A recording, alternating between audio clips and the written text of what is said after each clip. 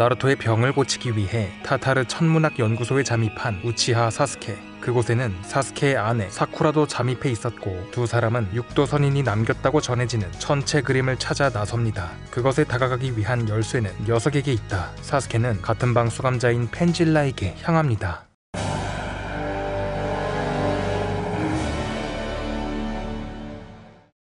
펜질라, 녀석은 도박을 좋아해서 내기를 제안하면 거절하지 않는다. 그는 이곳 교도소의 서고 담당이었고 천체 그림을 찾을 수 있는 방법을 알 것이라고 판단. 사스케는 펜질라에게 다가갔습니다. 다른 수감자들과 도박을 즐기고 있던 그는 사스케를 발견하고는 네가 이런 곳에 오다니 의외라는 반응을 보였죠. 사스케는 펜질라의 손에 있는 책을 발견. 도박에만 흥미가 있는 줄 알았는데 너야말로 의외구나. 그러자 펜질라는 그 책을 펼쳐 보여주었고 지금은 멸종된 거대 동물 타타르 연구소 주변 지층에서 골격이 발굴되었다. 공룡과 흡사한 생김새의 그림이 담겨 있었습니다. 그것보다 지금 찾고 있는 책이 있다. 천체 화도라고 불리는 그림책을 아냐고 사스케는 물었습니다.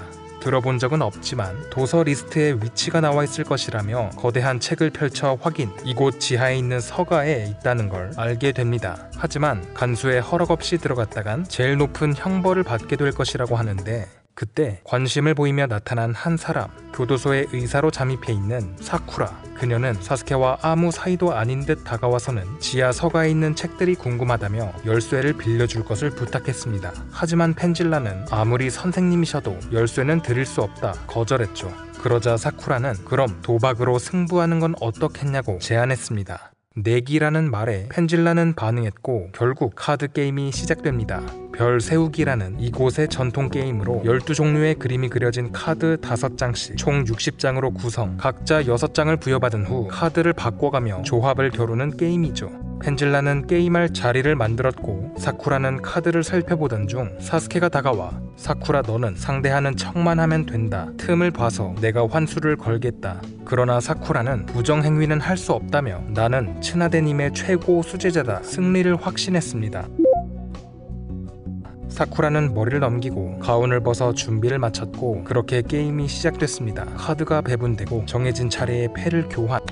조합을 완성시킨 펜질라는 자신있게 카드를 펼쳤고 두 번째로 높은 땅 콤보를 완성. 이기기 위해서는 별 조합으로 맞서야 하지만 카드가 겹치기 때문에 확률적으로 쉽지 않다고 하죠. 그러나 사쿠라는 웃어 보이며 똑같은 땅 조합을 내세웠습니다. 결과는 무승부. 펜질라는 말도 안 된다며 속임수 의혹을 제기했지만 의심되면 몸을 수색해도 좋다는 사쿠라의 말에 펜질라는 의견을 굽히고 재경기에 들어갔죠. 하지만 게임을 할 때마다 무승부가 나오는 아이러니한 상황이 반복되고 지쳐버린 펜질라는 항복했습니다. 열쇠는 넘겨주겠지만 원하는 책이 그곳에 없을 수도 있다. 과거 그곳은 왕궁에서 관리했으나 연구소가 지어지는 과정에서 많은 책들이 사라졌다고 하죠.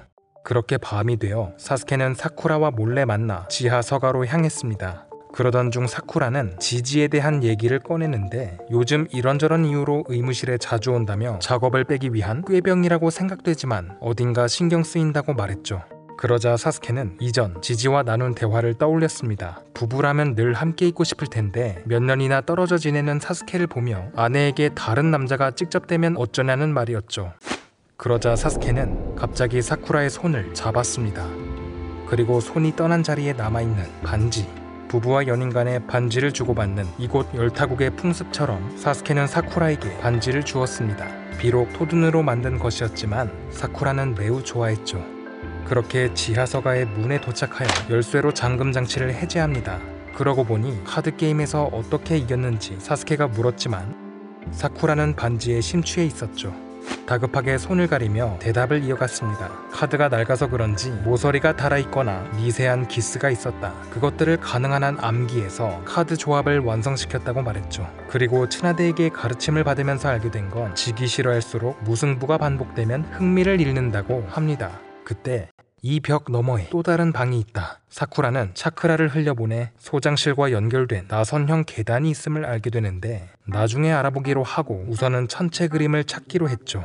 그렇게 지하 서가에 도달하여 천체 그림책을 발견합니다. 펼쳐보니 하지만 사이가 사용하는 먹과는 다른 잉크를 태우는 방법으로 그려진 불의 나라 전통 기술이었죠. 이곳 열타국에는 없는 방식. 사쿠라는 육도 선인이 그렸을 가능성에 무게를 실었습니다. 총 12가지의 그림들. 아까의 카드 그림과 매우 유사했는데 그림마다 여러 점이 찍혀 있었고 그것은 별자리를 의미하는 것 같다. 1월에서 12월 달마다 볼 수 있는 별자리가 그림과 연결되어 있다는 가설에 도달했죠. 이것을 올바른 순서로 나열한다면 단서를 찾을 수 있을지도 모른다고 합니다. 그러기 위해서는 이곳의 기록들을 조사할 필요가 있다. 이틀이면 가능하겠다고 사쿠라는 말했죠. 믿음직스럽다 말하는 사스케. 그런데 사스케는 그림들을 보더니 어딘가 낯이 익다고 느꼈습니다. 그리고 책의 뒷페이지에서 발견된 한 종이 별이 늘었다. 글씨 아래 나뭇잎 마을 마크가 그려져 있었죠. 대체 누가 이런 걸 남겼는지. 그렇게 시간이 지나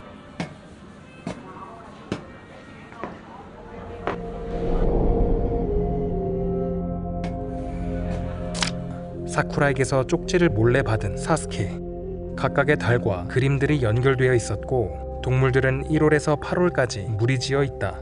모닥불은 9월, 거인은 10월, 11월과 12월은 양치기와 노인, 그리고 뒷면,